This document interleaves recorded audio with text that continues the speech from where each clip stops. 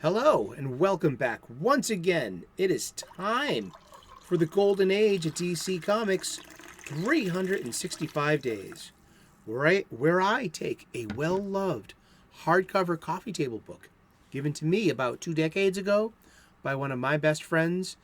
This coffee table book has been surfing my coffee table ever since and has been a constant source of comic book shop style conversations, the kind I wish to recreate today, here, right now with you. Welcome to the coffee table. Pull up a chair, bring a cup of whatever it is you're putting under your nose. Let me know in the comments what's your cuppa. I have this is a Honduran bean. This is a really good one. Indeed. Let's get to it. I take this this hardcover book, this hardcover coffee table book, 2004 Abrams press publication, written and curated by Geoff Spear, Les Daniels, and Chip Kidd, and you can find the link to the Amazon page in the description if you'd like your own copy. We're using this for its intended purpose. We're going to open up to today's date, which is December the 13th. We're going to look at some comic book art from an antediluvian age. We're going to read the blurb, and then we're going to talk about comic books. And we're going to talk about comic books every day for the rest of the year. That's right. That's awesome. I'm having so much fun. We've been talking about comic books every day. And we're proving that we can still talk about comic books and find good things to just embrace and remind ourselves of why we love this stuff in the first place. And let's just reject the awful and embrace the good. Indeed. I mean, namaste. Thank you. And well, let's get to it. I hope you're doing awesome, and I hope you're clobbering your problems and not being clobbered by them. I'm very grateful and blessed that you're here. You are the most important ingredient in our recipe of this show of ours, this conversation that we're having. Please keep leaving comments. If I see you in the live chat premiere, God bless you. I mean, I'm seeing people in your own live chat's a really interesting thing, and I'm here for that when I can be. Sometimes I can work late. Sometimes I'm in the subway, but a lot of the times I can I'm able to just on my iPhone and just hey, let me pop into my premiere and see who's there. And thank you. This conversation that we're having, awesome. So let's get to it. Let's open up to today's date, which is December the 13th.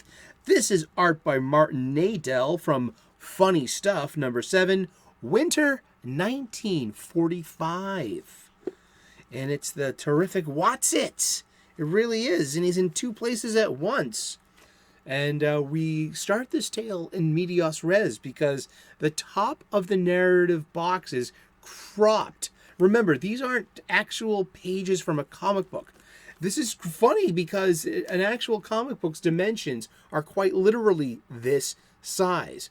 Yet, here's the spine over here. And it's presented this way. And they're not actual pages of reprints of old comic books.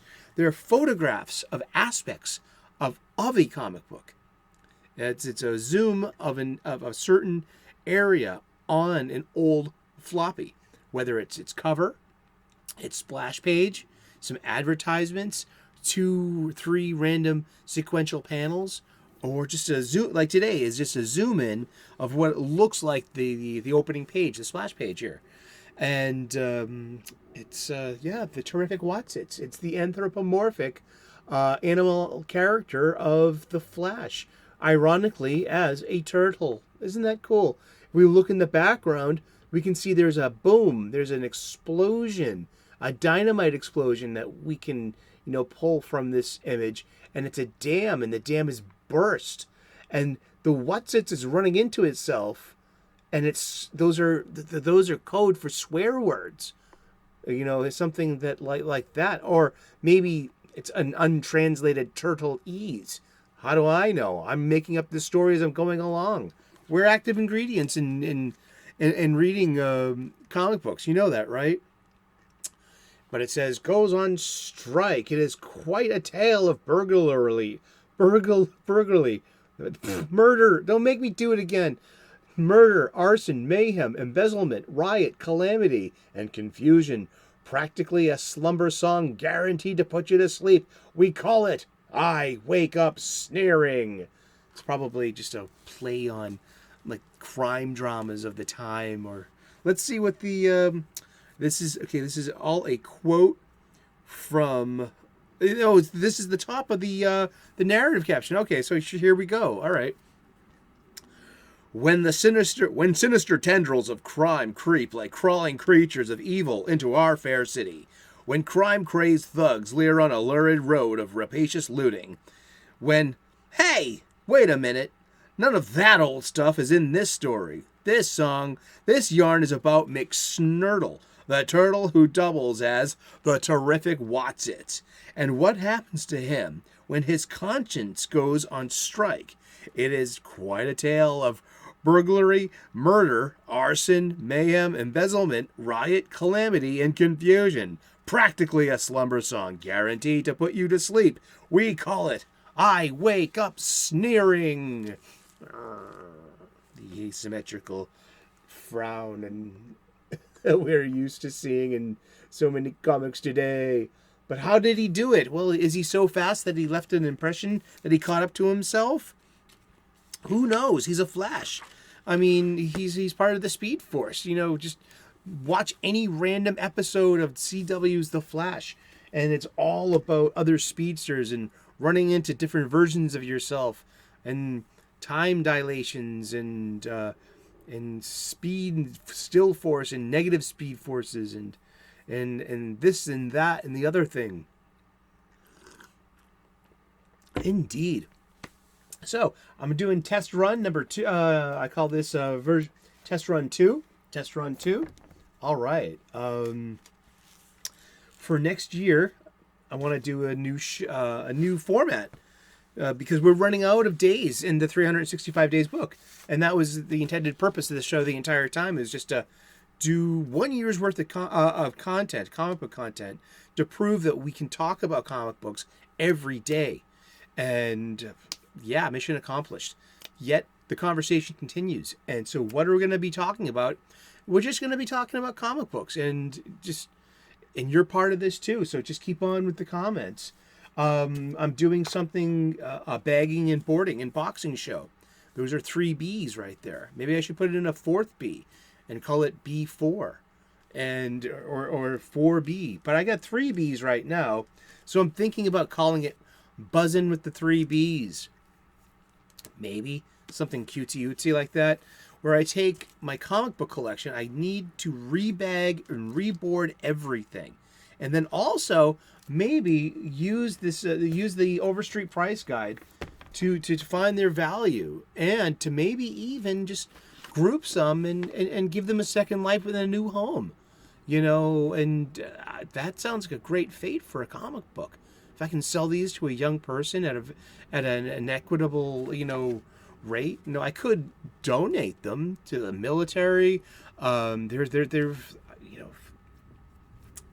can look that up. I've heard that those are like real things that I can do. I can donate old comic books that go to, places, maybe like orphanages, or even, I would like to know like about the military. I want to ship I would love to drop off my comic books at a recruitment office, and they can just whatever your military post office is, use your, here you go, give these to your, the people overseas. You know what I mean? If we still have people, away from America, and give them a little slice of Americana. These comic books, these floppies are very American. These is very much like rock and roll music to me, like jazz music. The superheroes, these superheroes are quite an American innovation, and coming from a country that doesn't have a mythology, that it's making a mythology as it's growing and as it's being born. So I feel like that comic books, these superheroes, inhabit classic pantheon, those archetypical pantheons of gods in different cultures of the past. So Romans, the Greeks, the Chinese, the Japanese, just the Hindus, the Britons, everyone, the Native Americans. It has a cosmology, the Egyptians, this rich history of metaphor, of and of human nature as well. So I'm going to so part of the show is showcasing the comic book itself, and Pika's making notes. Pika's coming up with a format, and so we're just like questions to cover. So let's get to it. We're going to do we're going to be buzzing about today with the 3 Bs: bagging, boarding, and boxing. This is interesting because this can possess value if it was a graded 9.6. A 9.8 is going for $895. This comic book. There's an 8.5 going for $49.99. There's a 9.6 going for $149.95. But there's a 9.8 asking for $499 as well. These are on eBay. So there are two 9.8s. One's asking for $895. I wonder why. Like, what's the difference? But there's another one. This is Amazing Spider-Man number 294. This was cover dated of November of 1987. This is part 5 of a 6-part story arc that was published over all 3 Spider-Man comic books at the time, which was The Amazing Spider-Man, the Spectacular Peter Parker, the Spectacular Spider-Man, and also Web of Spider-Man, which was it was a cash grab. Yeah, Spider-Man was very popular. So this in itself, all 6 issues were written by Jim DeMatteis and drawn by Mike Zeck. And let's look at the indicia, because that's what we do. It's part of the show. We look at the indicia. So this would have been taken off the shelf or the spinner rack by November of 1987. I was 14 going on 15. I'm entering my freshman year in high school. And this is, and look, like old use of lowercase. I mean, that didn't happen too often, but it was used a lot in Marvel. Yeah. And we got Jim Salicrup as the editor. We got Janet Jackson as the colorist. Rick Parker is the letterer. And so this probably came out about August of 1987.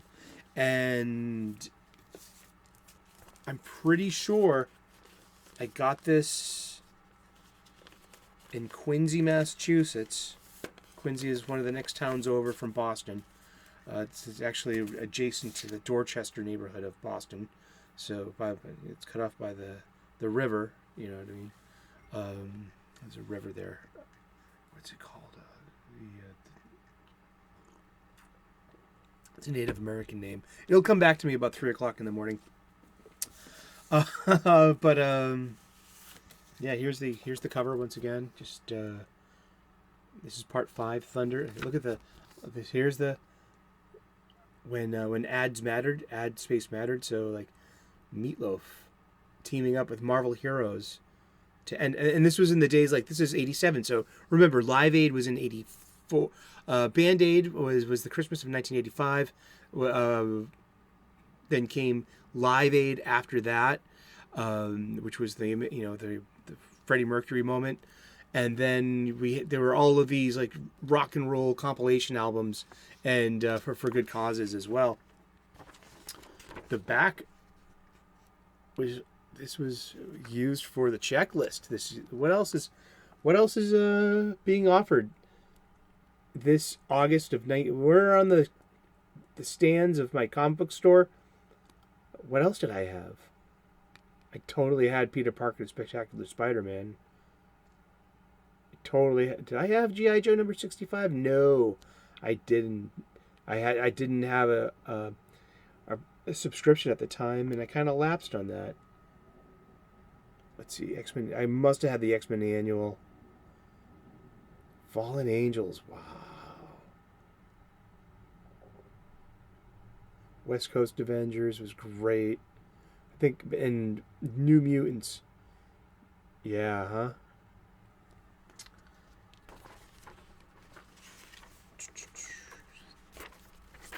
M&M's. So yeah, we have an M&M ad. And this would be worth. So this copy here is probably worth about $15 if I'm to trust what I see and make an aggregate real quick, I guess, I would not say that this is anywhere at a good like an 8. No, I mean, this corners. I don't I'm gonna have to get the book. It's an Overstreet book, how to grade comic books, and it comes down to there's a lot to look for when you're grading a comic book.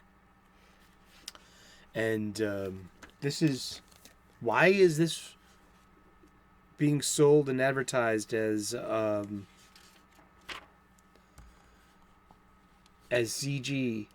CGC. That's the ranking system. 9.8, and they're asking for $499 and $895 respectively. And sometimes and the 9.6 there's a $149.95 itself.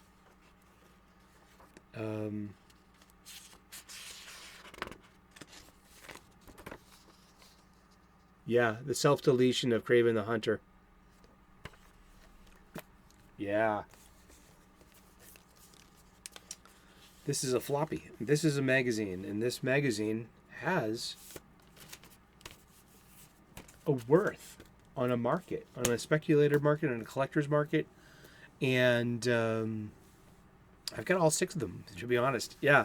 It was something actually my mom saved. She gave it to me a couple of years ago. She was like, "Oh, I saved this for you." And I was like, "Oh, wow." They were the only comic books she saved out of my entire collection. Yeah,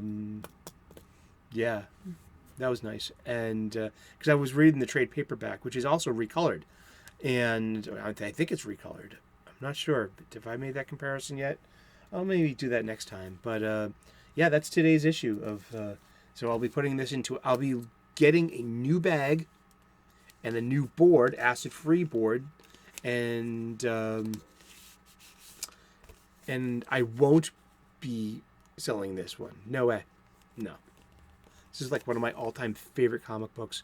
It was also, it was just like the number one song at the time was "I Still Haven't Found What I'm Looking For." George Michael's "I Want Your Sex." Bob Seger's "Shakedown" was number 3. Madonna's big hit was "Who's That Girl." Whitesnake is just exploding onto my into my musical taste with "Here I Go Again." It was brand new, in August of 1987, and I mean, geez, I haven't even mentioned the Lost Boys soundtrack, stuff like that, and. Yeah, who was I at this time? Where and when was I? Well, I was working, at a tuxedo distributor. It's like we would clean all we would clean all the tuxedos, and we would ship them out to the renters, like Genghis and Mr. Tux and all of them. And I got some really cool Varney sunglasses. People would leave the most amazing shit in their tuxedos. Yeah, it was like I was like 15 years old, and it was like it was all dudes, all old dudes, and it was a tailor place, so they would make alterations there as well, and we would clean them, we would press them, and then bag them, box them, and ship them out to the malls and outlet stores, which didn't have the facility to make alterations. They just were showrooms that took orders. So it was just interesting. Yeah, it was a summer job my grandfather got me, and in downtown Boston, And because my mother was like, "You're not standing around. You're not sitting around all summer. You got to go out there and make money and make some money." Yeah, and I've been working ever since. You know what I mean? And well, thank you so much for tuning in. We've been talking about comic books, and we're gonna talk about comic books. You guessed it, every day for the rest of the year. Thank you so very much for tuning in. I hope that you like the new format and where we're going. If you'd like, leave some comments, concerns, questions. They're all welcome, and I'll try to read it as much. It's so funny. Sometimes comments slip by me, and because I see them pop up in different, like in 3 distinct different interfaces I can have with YouTube. I use my YouTube app, my YouTube Studio app, and then there's the desktop, and I can find comments that I haven't read, and usually those 2 other sources that I barely touch. I barely turn on my desktop during the week, and so I'm usually doing everything from my phone.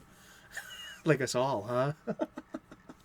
Well, thank you so much. Like and subscribe. I would love to earn your subscription. We make daily content here. We talk about comic books every day. We do. And we're going to every day for the rest of the year and next year too. So come aboard. If you like comic books, we're your kind of place. And let us know what you're drinking. What are you stuffing under your nose while you're at this coffee table? I'd like to know. This is a Honduran light bean. Oh gosh, it's so fragrant. Loving it. Namaste. Good luck. And we will see you. God bless. And we will see you tomorrow in those funny pages. Cheers. Bye-bye.